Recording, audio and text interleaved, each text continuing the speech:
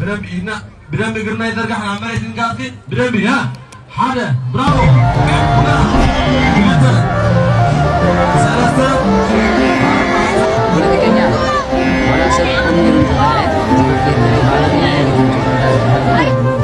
ቲክቶከሩ አዶናይ ከኢትዮጵያ አየር ኃይል ቲክቶከሩ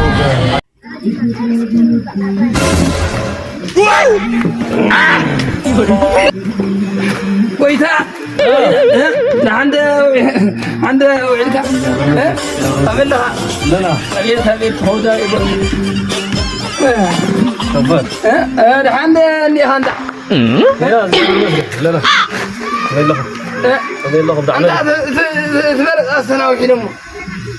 لا نيت من يلك ما زال يلك ودي حالاتنا انا سدي همج اهلا معتي صراحه كده زي تقدر يا خلصك يهوني اي انا نعلم كما لاني انا كرسي شيء هاوز مص هو تزول كما هو أزل تفتا طبيعة زل والله حمسنا رسنا كفيلو تشكركيرو طبيعة تحفل ليبا سخن وردينا على خاطر طبيعة كنترول تقبلها ليبا حيو ليبا لقطوا حنط رفينا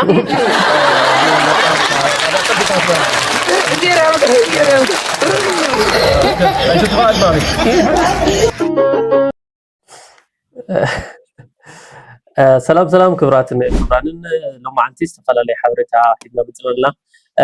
مجمريا እንኳን በዓል ህዳር ጽን አጽሕኩም አጽሕና እንዳልና በዓል ህዳር ጽን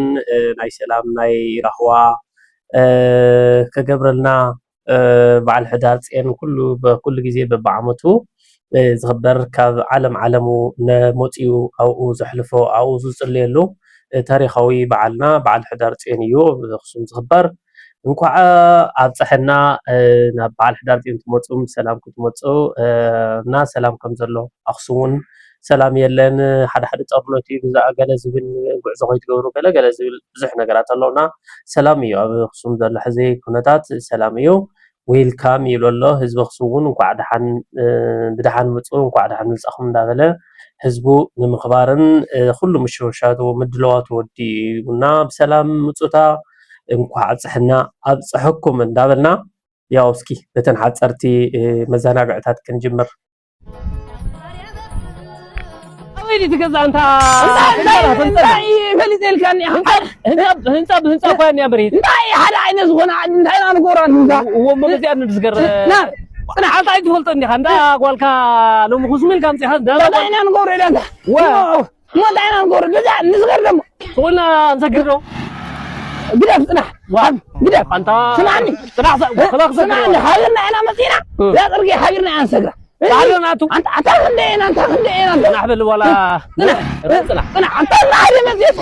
صنع سولك حقرني حقرك كانوي كلاوه صنع نظرنا انا نخي سمعني نعم ايوه هذا يدور عندي ختمه زعلنا لا زي احنا طلع صنع حتى صنع انت انا نقول لهم كتب لنا ثلاثه كبه انت طيب اللي زي الكراكر حريره صنع هذا انا صنع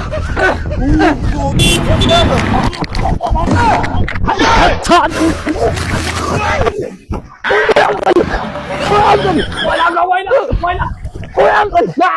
لا انقل لا انا حلك وانقل حتى كما يزمثل خربت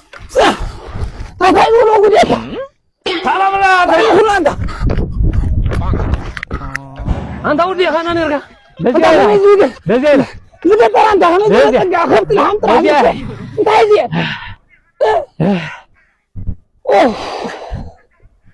طيب انت طلع هنا ترى الرجع عندنا هونغا نبي لها انت وريت البيت هي مازال مخاين دي مو بزعل انت سيلا هذا ما جابيسه بقى سيلا بغيت حاصل كرامات ودي عليها هو ودي يلا هذا عندي برامي ما نقول سيلا نغي انا نقول عندنا مغي ادو النار يقول سلقوا غريت يلا كسيلا سيلا بزي اقرنا دا تفوت والكايو لا طيقنا نخي هو لا طيقنا يقرنا لقينا عنه هو اتابع بيجي بصي صدر عنه حمد الغندا كما لو موزنيه نطيقنا نغيد يزلنا نطيقنا أما غير كاتو تصاريا هزر ماسكي بزعبا أزي مسفن زبال زلو كاب ኢትዮጵያ በበልካል 84 ቢሊዮን ዶላር በፂሕላ ብመጠን ሃፍታ ተባህለላ አዜብ መስፍን እስኪ እዚያ ጋብዘኩም አዜብ መስፍን ካልአይቲ ናይ ኢትዮጵያ ሃፍታም ኮይና ነበር ቀዳማዊት እመቤት ኢትዮጵያ ወይዘሮ አዜብ መስፍን ኣብ ኢትዮጵያ ብሃፍቲ ንዓለም ወዲ ቀፂላ ዝለዓለ ሃፍቲ ዝወነነት ከም ዝኾነት አፍሪካ ቢዝነስ ኢንሳይደር ፀብፂቡ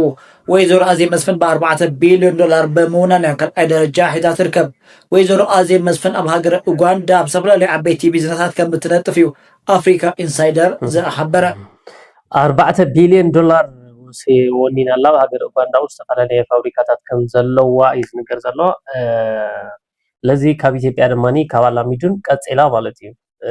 ብጣዕሚ ዝገርሚ እቲ ናይ መዓዚ ወይዚ ሚስጥር ኣለዎ ካብ ቅድመት ሒዙ ሚስጥር ኣለዎ እምበር እንዱድዩ ዝኣክል እዩ ዝሮ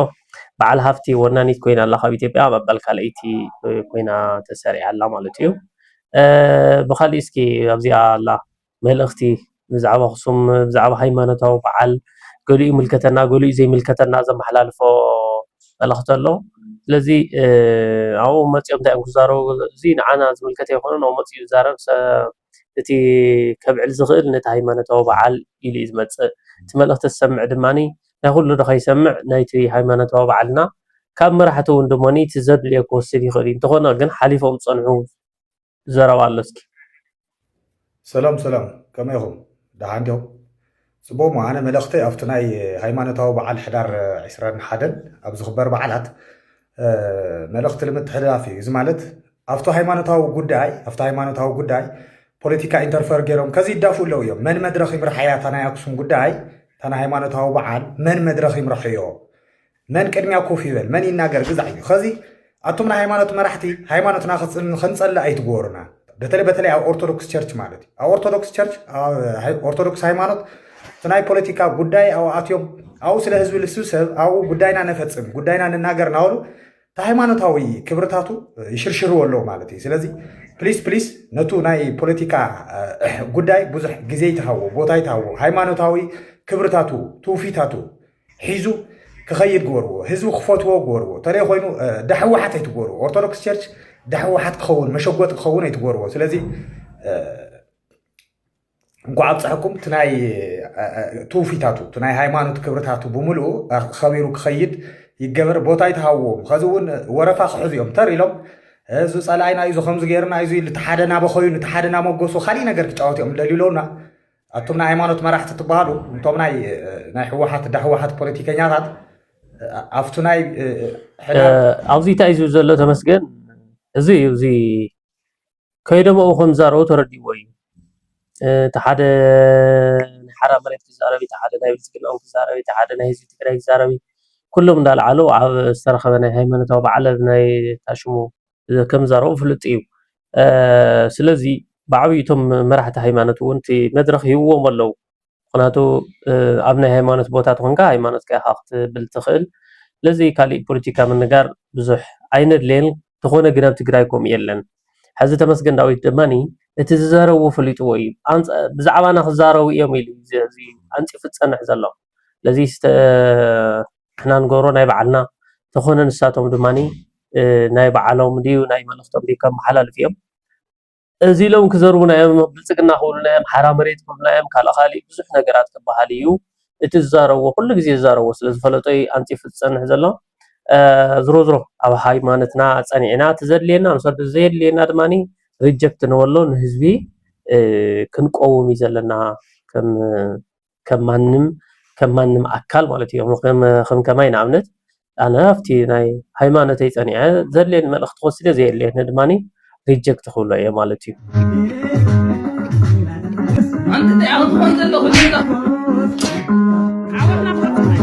ረጊሕ ዓወድ እያ ተፀጋዕ ስምዒት ስምዒት ሰቲኻ በቃ ቦሎ እዩ ተፀጋዕ ደቂ ኣንስትዮ ግደፋ ስርዓት እሺ ካሊእ ሓበሬታ እስኪ ቲክቶከር ኣደናይ ተኣሲሩ ይበሃል ኣሎ ክትሓዝ ዝብል ሓበሬታ ወፂኡ ኣሎ ገሊኡ ተኣሲሩ ይብሉ ገሊኡ ድማኒ ንክትሓዝ ተኣሽሙ ወፂኡ ኣሎ መእሰርያ ወፂኡ ኣሎ ገለ ይበሃል ኣሎ እስኪ ብዛዕባ እዚ እንታይ እዩ ሓበሬታ ዘለኩም ካልኦት እውን እስኪ ኣብ ኮሜንት ኣካፍሉና ትማል ዝወፅት ሓበሬታ ኣላ ከሰሪ ገለ ዝብል ቲክቶከሩ አዶናይ ከኢትዮጵያ አየር ኃይል ማስጠንቀቂያ ደረሰው። ቲክቶከሩ በአየር ኃይል መድረክ ላይ መቅረቡ ከፍተኛ ትችት አስነስቶ እንደነበረ ይታወቃል። በዛሬው ዕለት ለአዶናይ ማስጠንቀቂያ ደርሶታል። ዝርዝሩን በአጭሩ ላቀርብላችሁ። ቲክቶከር አዶናይ ከሰሞኑ ለኢትዮጵያ አየር ኃይል አባላት የማነቃቂያ ንግግር ማድረጉን የሚያሳዩ ምስሎችን በማህበራዊ ሚዲያ ገጹ ላይ ማጋራቱን ተከትሎ በተቋሙ ላይ ከባድ የህዝብ ተቃውሞ ተቀስቅሷል። ዝግጅቱ ይፋ ከሆነ በኋላ በርካታ የማህበራዊ ሚዲያ ተጠቃሚዎች ለኢትዮጵያ አየር ኃይል በነበራቸው ክብር ላይ አሉታዊ ተጽዕኖ አሳድሯል የሚሉ ጠንካራ አስተያየቶችን ሰንዝረዋል። ቲክቶከሩ ራሱ ያጋራቸው ምስሎች በወታደራዊ ተቋም ውስጥ ንግግር ሲያደርግ ያሳያሉ። አስተያየት ሰጪዎች የሀገር መከላከያ ምሰሶ በሆነ ተቋም ውስጥ አንድ ተራ ቲክቶከር መቅረቡ ተቋሙን በጣም ዝቅ ያደርጋል ብለውታል። በተለይም ቲክቶከሩ በንግግሩ ወቅት ለአየር ኃይል አባላት ሰግጡ የሚል ለወታደራዊ ስነ ምግባርና ክብር ተገቢ ያልሆነ ቃል ተጠቅሟል መባሉ የህዝቡን ቁጣ የበለጠ እንዳባባሰው ተገልጿል። በተፈጠረው ከፍተኛ የህዝብ ቅሬታና ትችት የተቆጡት የአየር ኃይሉ ከፍተኛ ባለስልጣናት በተቋሙ ክብር ላይ ድፍረት ተፈጽሟል የሚል አቋም መያዛቸውን የዘሀበሻ የአየር ኃይል ምንጮች ገልጸዋል። ዘገባው እንዳመለከተው ባለስልጣናቱ ቲክቶከር አዶናይ ያጋራቸው ምስሎች በሙሉ በአስቸኳይ ከማህበራዊ ሚዲያ ገጹ ላይ እንዲያጠፋ ጥብቅ ትዕዛዝ አስተላልፎለታል። ከዚህ በተጨማሪ ተቋሙን ክብር እንዲያጣ አድርጓል የተባሉትና ቲክቶከሩን አነቃቂ በሚል የጋበዙትን የአየር ኃይል አመራሮች ላይ ተገቢውን እርምጃ ለመውሰድ ምርመራ መጀመሩን የዘሀበሻ ምንጮች አረጋግጠዋል። ዝተኣሰረን ኩሉ ዓይነት ምርመራ ከም ዝግበረሉን ይዛረብ ዘሎ እዚ ድማኒ ዝኩሉ ነገር ዝመፅዎ ዘሎ ድማኒ ንምንታይ ናብ ኣየር ሓይሊ ኣየር ኸይዱ መደረ ገይሩ ስለሰግጡ ፈምሱ ኣብ ወታደርና ንምንታይ ከምዚ ዓይነት ተገይሩ ክብሪ ናይቲ ተጋዳላይና ታሕቲ ኣውሪድዎ ዘቐቢልዎ እዩ ንምንታይ ሓደ ታራ ሰብ ከይዱ ኣብኡ መደረ ገይሩ